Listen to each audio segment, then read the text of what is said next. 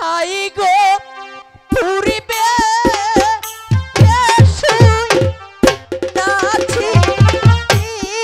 প্রাণের স্বামী শুনেছ স্বামী তোমায়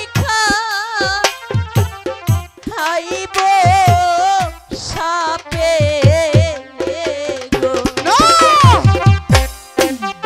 কি বলছো?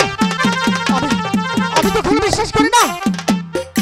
এসব তোর মিথ্যে বলো। আমি তোর কোনো কথা বিশ্বাস করি না। তুই একটি ষড়যন্ত্র করে তুই আমার সাথে করছিস। আমি তোর কোনো কথা বিশ্বাস করি না।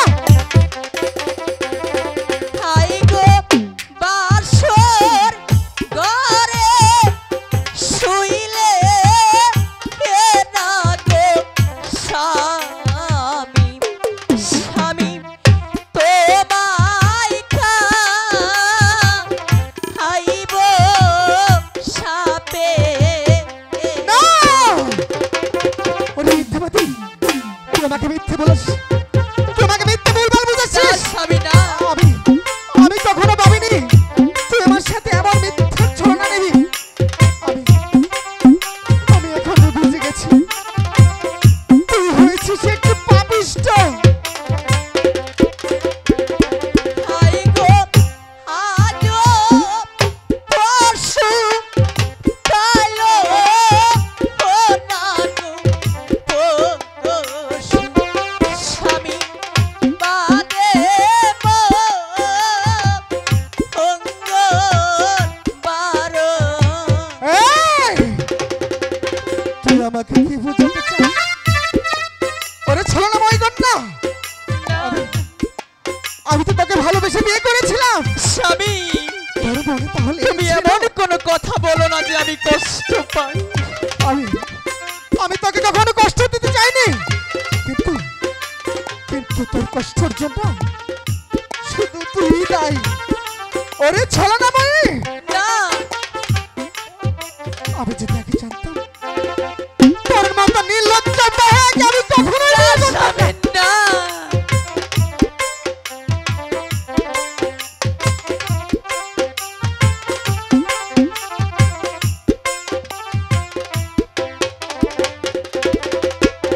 হাই গো তিন দিনের পরে কে না গো স্বামী স্বামী সকলি তোমার। চাই না আমি চাই না তোর ভালোবাসা। আমি চাই না 3 দিন পরে আমাদের বাসর। এখনো বলছি আমার কথায় রাজি হয়ে যা। চল ভবিষ্যৎ চলে যায়, নয়তো তোর কপালে দুঃখ আছে।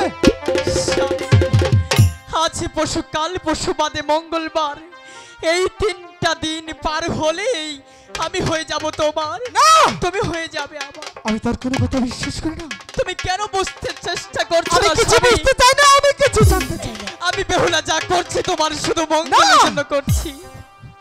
তুই আমার জন্য মঙ্গল কিছু করছিস না, তুই আমাকে ঠকাচ্ছিস। আর এই ছিল তোর মনে। ওরে ছলনাময়ী কন্যা, এই যদি আমি আগে জানতাম তাহলে তোকে আমি কিছুতেই আমি বিয়ে করতাম। বই যাও কেন বুঝো না গো স্বামী স্বামী আরে বুঝা খাইব কেমন। আমি আর কিছু বুঝতে চাই না। তুই আমাকে অনেক ঠকিয়েছিস, তাই বলছি আমি চাই না এই হাত আমি তোর উপর। না স্বামী, কারণ তোর বাবার কাছে তুমি আমি কথা দিয়েছিলাম করো আমি তোর সব আশা পূরণ করবো, কিন্তু খাইব 3 দিনের পরে না গো স্বামী জৈবন করিব দান। আমি আর তোকে